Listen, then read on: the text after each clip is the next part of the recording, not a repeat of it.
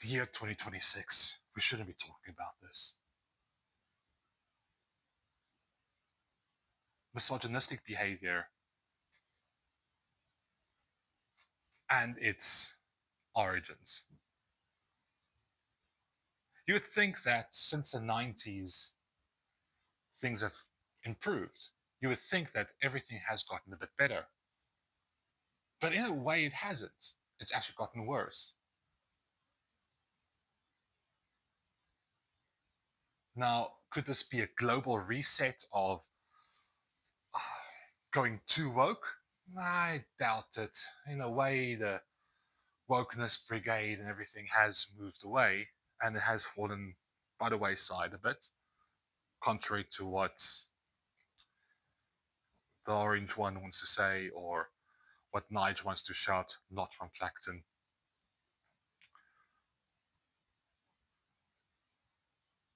But you see it in a lot of other places as well. You see it in religion. You see it in Christianity a lot. A lot of people like banging on about how Islam segregated the people, women and men, when they pray.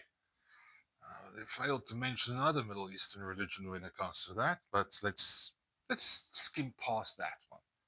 I want to talk about the religion that the UK says it is founded on, which it's not, by the way.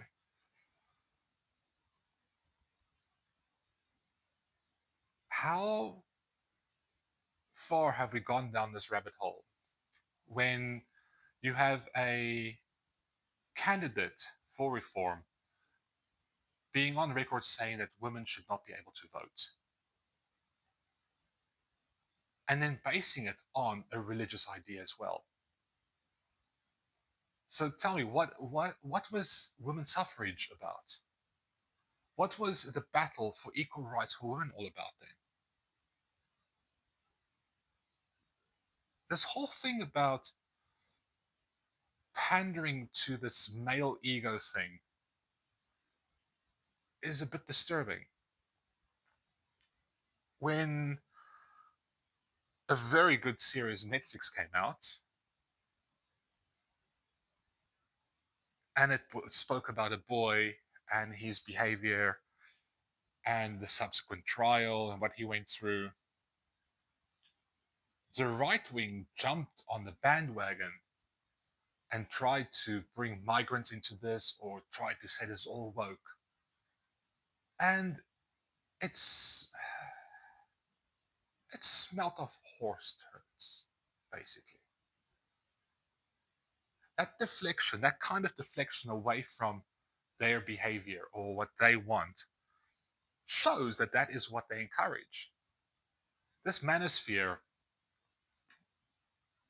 influencer type that we see everywhere, what's it trying to teach people? Because is it trying to say that you should demean women?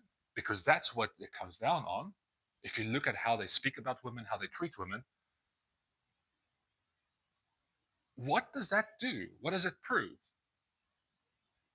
Are they baiting young men into saying that you have to be like that to find a partner or multiple partners or whatever you want?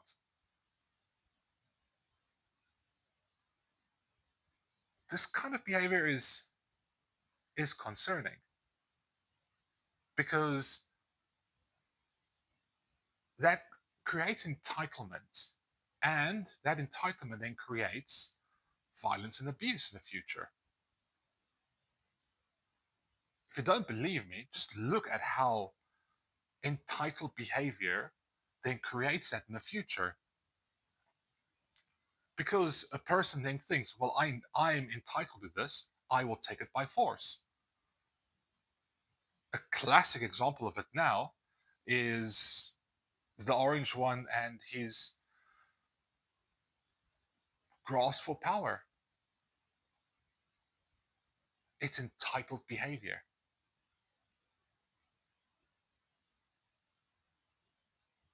The mascara wearing JD, entitled behavior. And you're grifting to a very base human, I don't even know what to call it, because it can't be an instinct.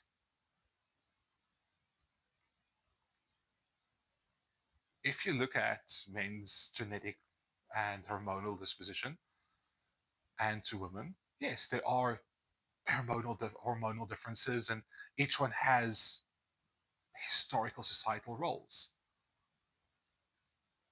But we have evolved and changed so much that you then see how those roles, that patriarchy, misogynistic side, has influenced the world. There is more known about male dysfunction down in the nether regions than there is about a lot of women's health issues. Now, why is that?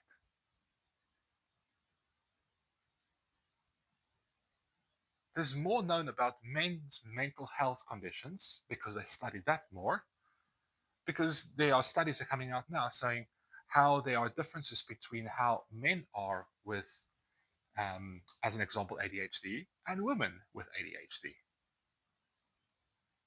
But majority of studies have always been done for men's purposes. I'm a man, so I appreciate it as a bit more known about me because, well, at least I know that they will figure out something else if there's something goes wrong with me. But that's not how life works. That's not how the world works. That's not how it's supposed to work. And it's small things like that that creates this misogynistic behavior and creates this behavior and this use of religion to also grab it in more and more and more. Look at the fundamentalists, the fundamental Baptists, and even evangelicals on how they portray women, that a woman cannot be in leadership. A woman should be at home, have 7 children, that you cannot have a woman as your pastor or reverend. It's stuff like that that makes you realize we haven't moved that far. And that is not a good place to be in because we as humans need to evolve. Otherwise, we're going to have perpetual war all the time, which we currently have again. We're going to have violence against women and children on the increase because of this misogynistic behavior, which is encouraged by the right wing. It's amazing how all of our ills at this moment in time comes from this one sphere, this one let's speak the truth group. But there's no truth in them. It's a grift. It's to cause division, it's to cause hatred, it's to cause oppression. That's all they are there for. And if you believe in that, you are falling for a lie. And if you believe what they are telling you and then base it on the Bible, you're falling for a lie.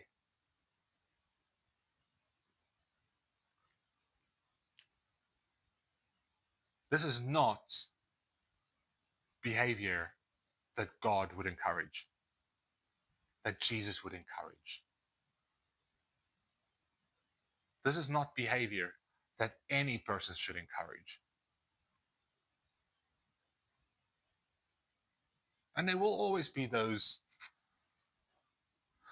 group of people who would say, bleeding heart lefty. Yeah, you can call me that. But at least I'm not a sexist, nor a racist, nor a fascist. Nor do I vote for a man who protects kitty fiddlers. And that is how it is.